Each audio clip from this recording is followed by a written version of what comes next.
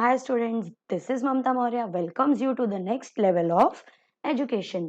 बच्चों आज हम हिंदी व्याकरण के विषय में पढ़ने वाले हैं। व्याकरण हमारे लिए बहुत ज़रूरी क्यों है?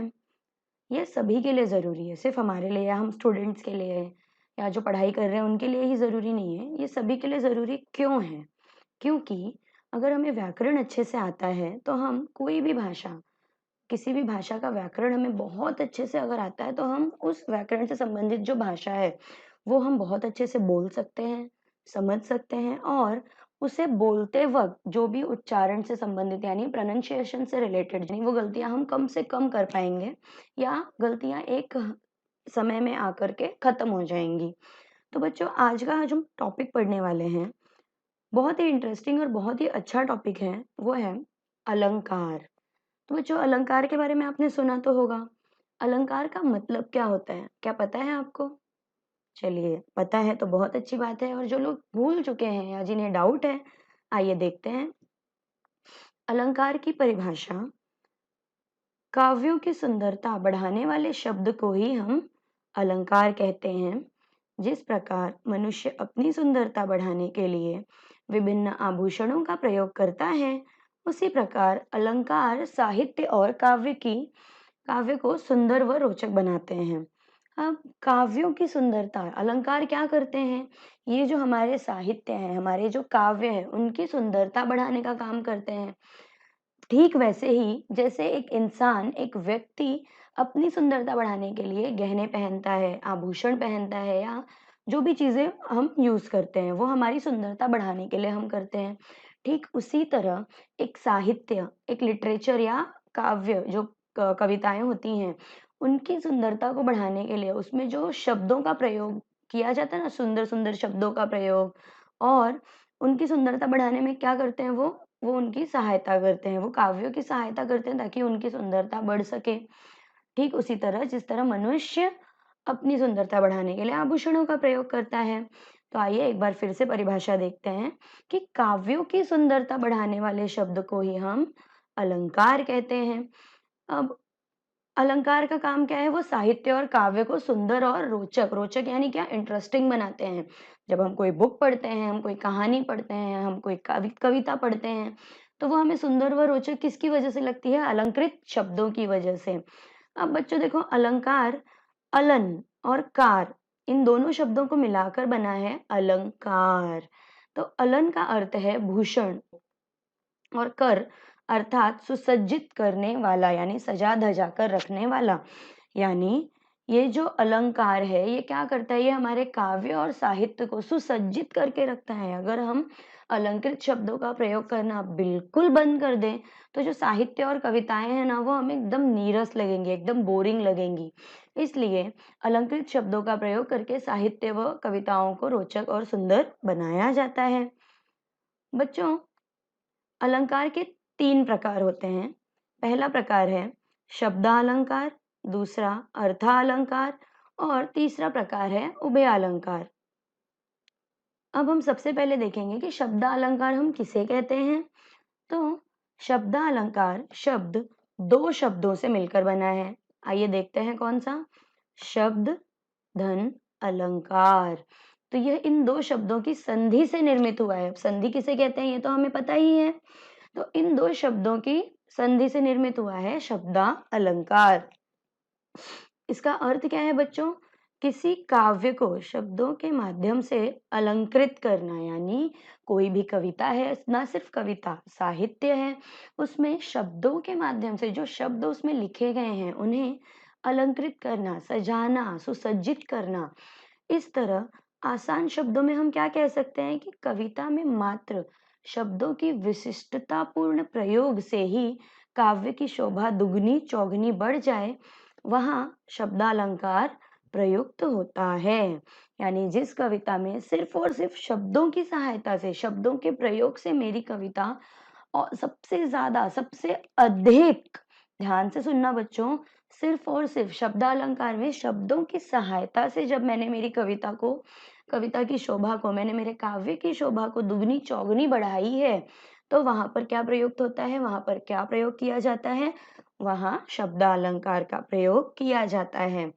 अब बच्चों शब्दालंकार सिर्फ यहीं पर समाप्त नहीं होता। शब्दालंकार के कुल 3 प्रकार हैं जो कि इस तरह हैं। पहला है अनुप्रास अलंकार, दूसरा है यमक अलंकार, तीसरा है श्लेष अलंकार। ठीक है बच्चों, तो ये शब्दालंकार के 3 भेद हैं। तो हम पहला भेद देखेंगे, वह है हमारा अनुप्रास अलंकार। अनुप्रास अलंकार, आइए देखिए उसकी परिभाषा। जब किसी रचना में किसी वर्ण की कई बार आवृत्ति हो, आवृत्ति होना मतलब बार बार एक ही वर्ण का रिपीट होना, आवृत्ति यानी क्या, रिपीटेशन, उसका रिपीट होना, उसको दोहराया जाना, तो आवृत्ति से उस काव्य की शोभा बढ़ जाती है, तब वहां अनुप्रास अलंकार प्रयुक्त होता है। यानी जब किसी रचना में किसी एक वर्ण की आवृत्ति यानी उस वर्ण का प्रयोग उपयोग बार बार किया गया है, तब वहां पर क्या होता है, अनुप्रास अलंकार होता है। अब बच्चों आइए हम एक बार उदाहरण देखते हैं। चारु चंद्र की चंचल किरणें खेल रही थी जल थल में। अब यह जो उदाहरण यहाँ दिया गया है, इसमें बच्चों किस वर्ण की आवृत्ति बार बार हो रही है, किस वर्ण को बार बार दोहराया जा रहा है? तो आपने बहुत सही सोचा है, वह वर्ण है च। देखिए दिया गया है, ऊपर दिए गए उदाहरण में आप देख सकते हैं कि च वर्ण की आवृत्ति हो रही है और ओके, ऊपर दिए गए उदाहरण में हम देख रहे हैं कि च वर्ण की आवृत्ति बार बार हो रही है। यानी जो च वर्ण है, चारु चंद्र की चंचल, इन वर्ण यहाँ पर इस जो यह जो उदाहरण दिया गया है, उस उदाहरण में च वर्ण की आवृत्ति, च यह जो वर्ण है ये बार बार दोहराया गया है, इसलिए यहाँ पर यह अनुप्रास अलंकार है। अब इसी अलंकार से संबंधित, अनुप्रास अलंकार से संबंधित हम कुछ और उदाहरण देखेंगे, जैसे मैया मेरी मैं नहीं माखन खायो। अब बच्चों ये जो उदाहरण मैंने अभी कहा, इसमें जो म वर्ण है इसकी आवृत्ति बार बार हो रही है, म वर्ण बार बार दोहराया जा रहा है, यानी यहाँ पर कौन सा अलंकार है? बहुत सही सोचा आपने, यहाँ अनुप्रास अलंकार है। अब एक उदाहरण और देखेंगे, कन्हैया किसको कहेगा तू मैया। यह जो कन्हैया किसको कहेगा तू मैया, तो इसमें क वर्ण की आवृत्ति बार बार हो रही है। तो इस प्रकार हमें यह समझ आ गया कि एक ही वर्ण की आवृत्ति, यदि उदाहरण दिए गए उदाहरण में एक ही वर्ण की आवृत्ति बार बार हो रही है, तो वह क्या है, वह वहां पर अनुप्रास अलंकार होता है। अब बच्चों अनुप्रास अलंकार तो हमने समझ लिया। अब एक ही वीडियो में मेरे लिए ये पॉसिबल है ही नहीं कि मैं आपको पूरा अलंकार बता दूं, क्योंकि अलंकार ये बहुत बड़ा टॉपिक है, लेकिन बहुत ही इजी टॉपिक है। बड़ा है इसका मतलब ये नहीं है कि ये बहुत ही टफ है, टफ तो ये बिल्कुल नहीं है, बहुत ही इजी टॉपिक है। तो एक ही वीडियो में इसे पूरी तरह से कवर अप कर पाना पॉसिबल नहीं था, इसलिए आज हम सिर्फ अनुप्रास अलंकार तक ही पढ़ेंगे। इसके आगे के वीडियो में हम शब्दालंकार के बाकी के 2 भेदों और अलंकार के जो 2 भेद हैं, अर्थालंकार और उभयालंकार, इनके बारे में पढ़ेंगे। अब मेरे अगले आने वाले वीडियो की नोटिफिकेशन आपको कैसे मिलेगी? वो आपको तब मिलेगी जब आप सब्सक्राइब बटन पर क्लिक करेंगे। सो याद से आपको लाइक और शेयर भी करना है और सब्सक्राइब बटन पर क्लिक भी करना है, ताकि मेरे आने वाले वीडियोस की नोटिफिकेशंस आपको मिलती रहे। और जिन्होंने मेरे पुराने वीडियोस नहीं देखे हैं, सब्सक्रिप्शन करने के बाद वो मेरे पुराने वीडियोस भी देख सकेंगे।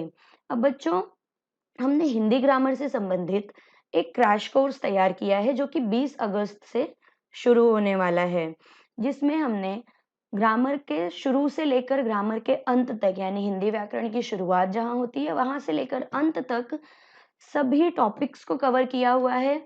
तो यदि आप ग्रामर का पूरा डिटेल्ड चाहते हो कि नॉलेज हो आपके पास, तो जल्दी से डिस्क्रिप्शन बॉक्स में जाइए और वहां जाकर दिए गए लिंक पर क्लिक कीजिए और रजिस्ट्रेशन कीजिए। Till then students, stay home, stay safe.